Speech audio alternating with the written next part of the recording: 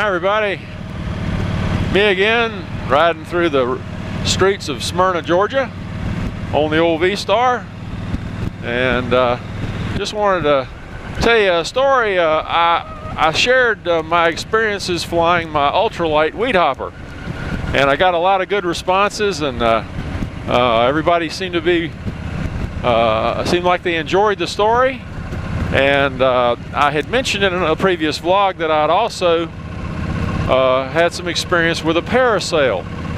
Now, parasail's in the same class of vehicle as a powered parachute, or you know, those kind of things. And I know you've seen them. What I'll try to do is go online and get a couple of pictures of some of the things talking about. And the parachutes are usually bigger. The parachute setups with the motors usually have a little trolley or a little cage that you sit in that has wheels on it, and you take off and land like an airplane, except with a parachute. Now, they're incredibly safe.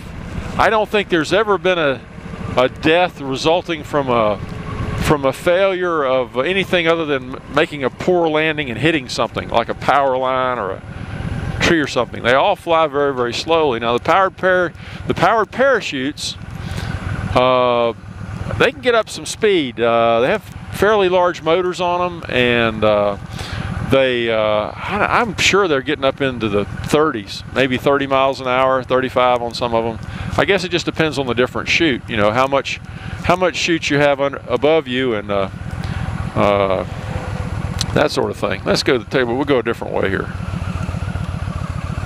And but anyway, those are really nice, and I always wanted one of those, but I never did get into it. And what a lot of old guys like me do, that's what they transition to, because there's no physical labor involved. You simply just lay out the parachute behind you, hop in, strap in, fire the motor up, and start pulling forward slowly, and the parachute will inflate itself and come up over you, and once it's over the top, you just give her the throttle and off you go.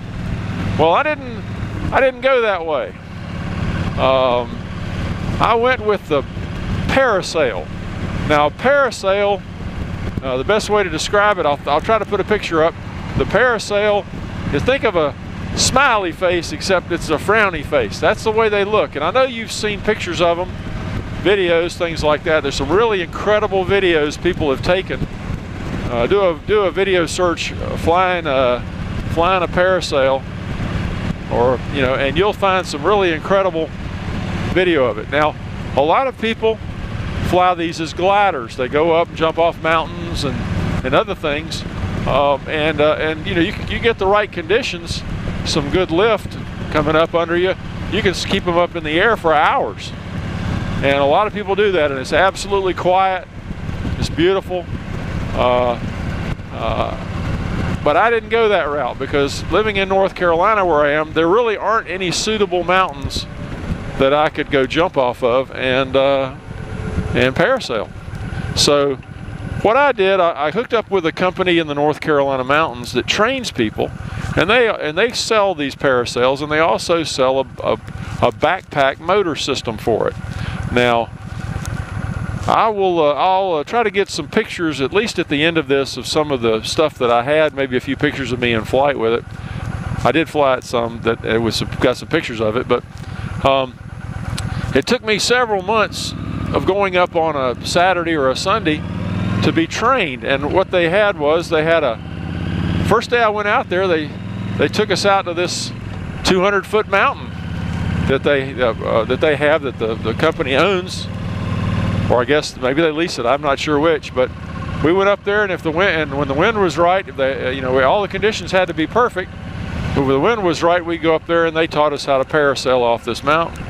Well, I was in a class of about 4 people, and I ended up getting, you don't have to buy your parasail. They have them there for you to rent while you learn. And I had this. It seems like to me, every time I went up, I had this, he gave me this big yellow thing, and I don't remember what the brand name of it was, but I called it the truck. And the reason I called it was a truck was because when you're on one of these, you have to lay this thing out behind you and you get the risers behind you and you start running. Well, as you start running, you have to raise your arms up over your head, and you know, coming all the way back from the back all the way over to the front. And when you do that, the parasail inflates. If you did it right, the parasail inflates with air and it comes up directly over your head. Now as soon as it's up over your head, it's starting to make lift, and you'll start getting light, and it'll actually, you know, take off and glide. Well, the reason I called mine the truck was because mine just would not come up where it was supposed to. It would end up, it'd get almost all the way up and it would just stop, and it didn't seem like anything I could do. I couldn't run fast enough or move my arms fast enough to get the doggone thing to fully inflate. Well, there's only so much room at the top of this 200-foot mountain before you start going down this 45-degree grade. And on more than one occasion, I get to the edge and I'm not making enough lift to keep me up in the air. On one occasion, I did what you definitely never do. I kept going. I didn't stop. I started running down the mountain with this parasail working like a sea anchor, you know, holding me back but not giving me any lift. And I did the cardinal sin. I jumped over a rock or a berm or something. And as soon as I did, that took all the air out of the parasail. And now I'm just a guy running down a mountain. And of course I ended up on my face, all scratched up, briars. There were briars down there. Thank you very much. And I was all scratched up and beat up. In fact, when I got back to work, I didn't realize at the time, but I got back to work and the risers had made my arms they were just black and blue. It looked like I'd been beat up. Everybody at work's going, "What happened to you?" And so I had to tell them the story. Of course, we were wearing, you know, we always wore safety equipment. We wore helmets, but that was it. You know, that's all you had was a helmet. And, you know, and my instructor said that I came within about an inch of smashing my face on a rock, big rock, when I finally did hit the side of the mountain and tumble down. But I wasn't hurt, other than just a few scratches and those black and blues. Eventually, figured out how to do it. Turned out the one time I got to try another parasail, it went up perfectly. Turned out there wasn't anything wrong with my technique. It was just an old worn out parasail, I think. But I never could get him to admit that. Anyway, I learned how to do it and ended up buying a backpack for it, the system, and went out there with his instruction, and he gave me a helmet with a radio in it. And so he could give me instructions. I couldn't talk back to him, but I could hear what he was saying. And he gave me some instructions, and I fired up the motor, took a few steps, the parachute was over my head, and the next thing I knew, I was flying through the sky. Now, these parasails are not fast. Whether you're under power or gliding with no motor, it's about 17 to 19 miles an hour is how fast these things fly.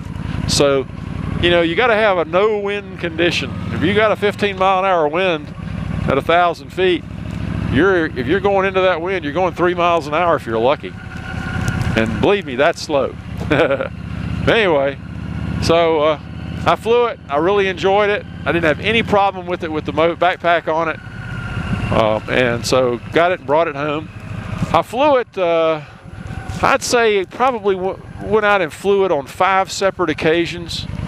Never had any problem except a couple of times I didn't judge the landing just right. And you know, if you do it just right, you can pull on the risers and you can just stick the landing, you know, just like a gymnast would jumping off the horse or something.